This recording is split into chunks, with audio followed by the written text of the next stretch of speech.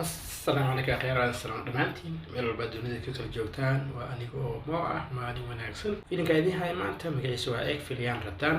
waa filim weyn oo baartatuugii filimkii hidka noqday eeg filiyaan wadeen sidaad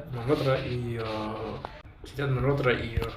Satish Deshmukh qaybtoodii labaad waxaa wadana markaan John Abraham iyo Arjun Kapoor waxaan rajaynayaa filayaa inaad ka heli doontaan intii dagaalka iyo filmaanta isku bursiga jecel iyo dagaal isku dhex jiro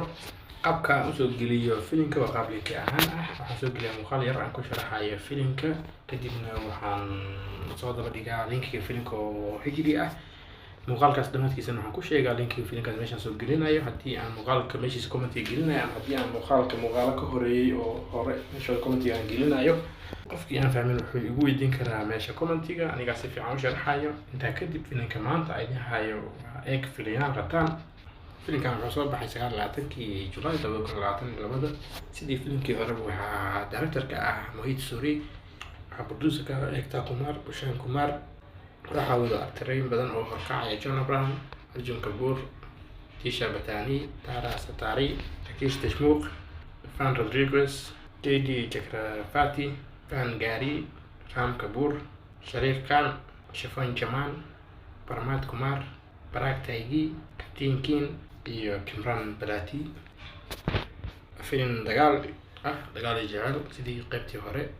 ay wadeen sidaad malhodra iyo filimkan film bidix ugu qiimeysay 5.2 Filmdoon Gama waxay ku qiimeysay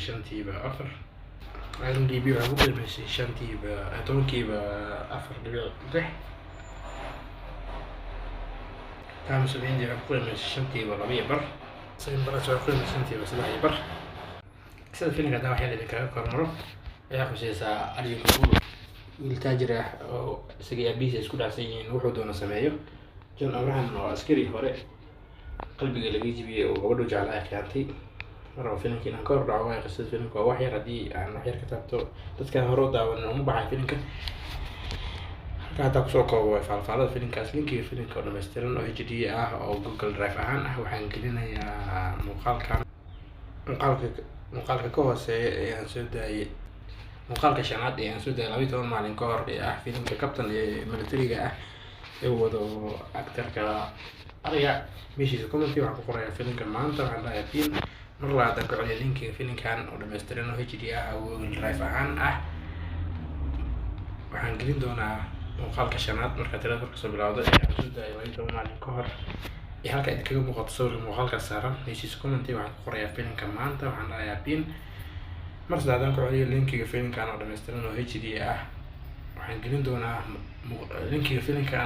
linkiga muuqaalka hadda aan soo daayay filimkiisa oo dhammaystiran HD waxaan gelin doonaa muuqaal aan soo daayay 12 maalin ka hor ee ku jira tirada shanaad marka kor ka soo bilowdo meeshiisa commentiga waxaan ku qorayaa filimka maanta waxaan leeyahay qofkii aan fahmin wuxuu weydiin karaa meesha commentiga